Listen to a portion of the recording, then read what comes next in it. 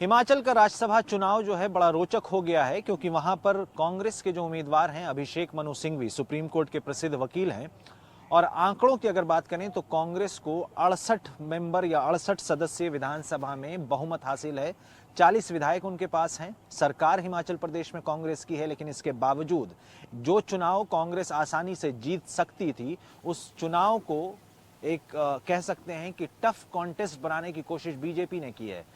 चुनाव जीतने के लिए अभिषेक मनु सिंघवी को 35 वोटों की दरकार है, या 35 विधायकों की वोट की जरूरत है। बीजेपी के पास 25 विधायक हैं, उनके पास आंकड़े नहीं हैं। लेकिन बात करते हैं कि कैसे आंकड़ों में अगर खेल होता है या क्रॉस वोटिंग होती है, तो बीजेपी वहां पर अपना चांस देख रही है कि उनके जो उम्मीदवार हैं हर्ष महाजन, वो जीत सकते हैं। सिलसिलेवार ढंग से समझने की कोशिश करते हैं कि ये चुनाव रोचक क्यों है। 68 सदस्यीय विधानसभा में भाजपा के पास 25 विधायक हैं, कांग्रेस के पास 40 विधायक हैं, और 3 विधायक जो हैं वो आजाद हैं या इंडिपेंडेंट एमएलए जिनको कहा जाता वो हैं। इन 3 में से 2 विधायक ऐसे हैं जो भाजपा के जो हैं वो बागी उम्मीदवार होते थे चुनाव के वक्त, और उसके बाद भाजपा से बागी होकर भी वो चुनाव जीत गए हैं।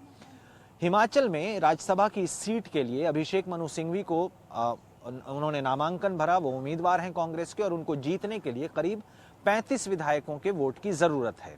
कांग्रेस के पास हालांकि आंकड़े हैं, लेकिन भाजपा ये कह रही है कि उसकी उम्मीदें उन विधायकों पर टिकी है जो अपने ही सरकार से नाराज चल रहे हैं।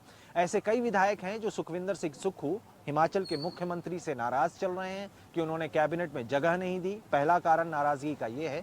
दूसरा कारण नाराजगी का ये है कि अभिषेक मनु सिंघवी हिमाचल प्रदेश के रहने वाले नहीं हैं, वहां के मुख्यमंत्री और दूसरे विधायकों के लिए राज्यसभा के जो उम्मीदवार का चॉइस था या उनकी ख्वाहिश थी कि आनंद शर्मा जो सीनियर कांग्रेस के नेता हैं उनको उम्मीदवार बनाया जाए, लेकिन उनको उम्मीदवार ना बनाकर अभिषेक मनु सिंघवी को उम्मीदवार बनाया गया है। और जानकार ये बता रहे हैं कि करीब पिछले 40-50 सालों में पहली बार हिमाचल से राज्यसभा के नामांकन के लिए किसी गैर हिमाचली को उम्मीदवार बनाया गया है।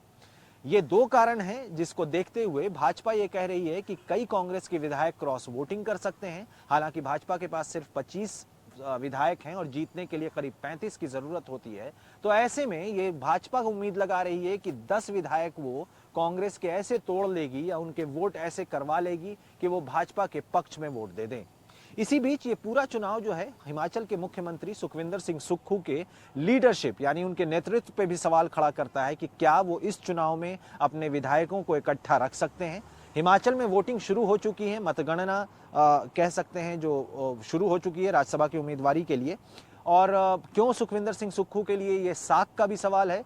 1.5 साल से करीब वो 14-15 महीनों से वो जो है वहाँ के मुख्यमंत्री हैं, और मुख्यमंत्री बनने के बाद उन्होंने उनके कैबिनेट एक्सपेंशन को लेकर कुछ विधायक नाराज भी चल रहे हैं, कुछ विधायक सरकार के खिलाफ बयानबाजी भी कर रहे हैं।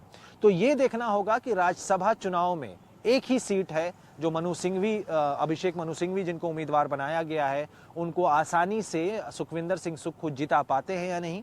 जब उनसे ये पूछा गया कि विधायक क्रॉस वोटिंग कर सकते हैं या नहीं, इसके कितने चांसेस हैं, भाजपा यही आस लगा रही है कि कांग्रेस के विधायक जो हैं बीजेपी के कैंडिडेट के फेवर में वोट कर दें, तो उन्होंने साफ साफ कहा कि ऐसा कुछ भी नहीं है, हमारा कुंभा एक साथ है। और ये भी कहा कि जब भी कोई विधायक राज्यसभा के चुनाव के लिए वोट डालता है तो उसको अपना वोट बैलेट पेपर पे दिखाना पड़ता है कि उसने किसको वोट डाला है। दूसरी भी बातें उन्होंने कही हैं कि कैसे उनके नेतृत्व में पार्टी एक साथ है, यकजा है, एकजुट है।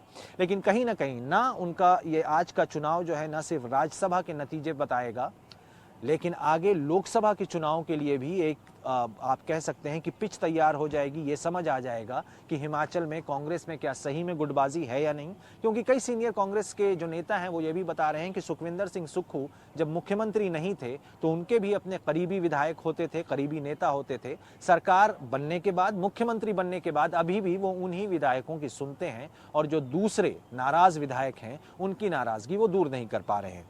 बीजेपी ने इस पूरे कह सकते हैं कॉन्टेस्ट को रोचक कैसे बना दिया कि उन्होंने जो अपना उम्मीदवार उतारा है हर्ष महाजन, पुराने कांग्रेसी रहे हैं, मंत्री थे कांग्रेस की सरकार में, वीरभद्र सिंह के करीबी थे, लेकिन पिछले चुनाव में उन्होंने कांग्रेस से पाला बदलकर वो भाजपा में आ गए और भाजपा के प्रदेश के कोर कमेटी के मेंबर भी हैं। कहीं ना कहीं भाजपा को ये लगता है क्योंकि हर्ष महाजन पुराने कांग्रेसी हैं तो वो कांग्रेस के दीगर नेताओं को भी मुतासिर कर लेंगे, इन्फ्लुएंस कर लेंगे अपने पक्ष में वोट देने को। वोटिंग जारी है, देखना होगा कि इस चुनाव में अभिषेक मनु सिंघवी आसानी से राज्यसभा का चुनाव जीत पाते हैं या हर्ष महाजन कोई सरप्राइज रिजल्ट लेकर सामने आते हैं। कैमरा पर्सन अश्विनी मेहरा के साथ चंडीगढ़ से मोहम्मद गजाली, एनडीटीवी इंडिया।